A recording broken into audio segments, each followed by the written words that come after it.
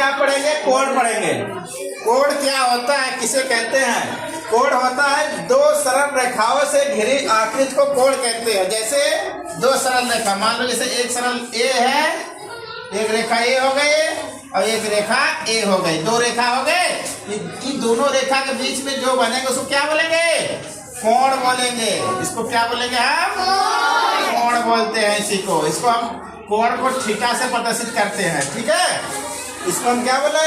कोण बोलेंगे। क्या है? दो सरल रेखाओं से जो हमारा ये बना, क्या बना? ये कोण बना, ठीक है। कोण जो होते हैं वो 6 प्रकार के होते हैं। कोण कितने प्रकार के होते हैं? 6 प्रकार के। पहला कोण होता है न्यून कोण। क्या होता है? न्यून कोण। न्यून कोण क्या होता है? जो कोण 90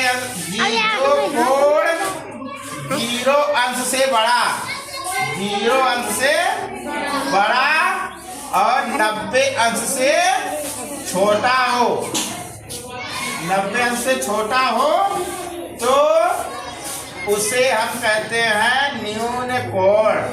क्या कहते हैं? न्यून कोण कहते हैं। जैसे देखिए 0 से बड़ा क्या है? 0 से बड़ा 1 अंश भी है, 2 अंश भी है। कहाँ तक? 90 छोटा हो कहाँ तक? डाटा कहाँ तक? 89 अंश तक क्या कहलाएगा? न्यून कोण कहलाएगा। 89 से 0 से बड़ा क्या है? 1 बड़ा नहीं 0 से?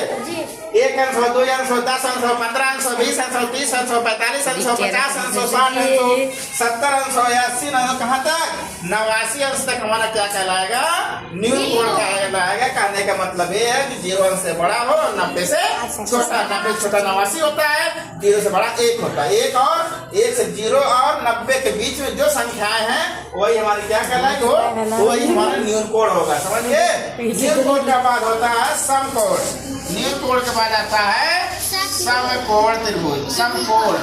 न्यून कोण के बाद होता है समकोण। समकोण किसे कहते हैं? समकोण जो कोण 90 अंश का होता है।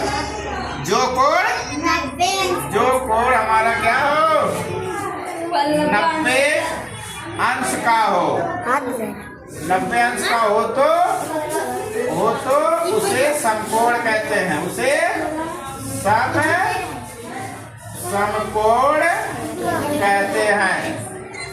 समकोण कहते हैं। कहने का मतलब जो कितने अंश का हो? 90 अंश का हो। जैसे 90 अंश कोण देखो ऐसे बनता है। ये जो वाला कोण कितना है? 90 अंश का है। कितना है? 90 अंश। यहाँ पर हमारे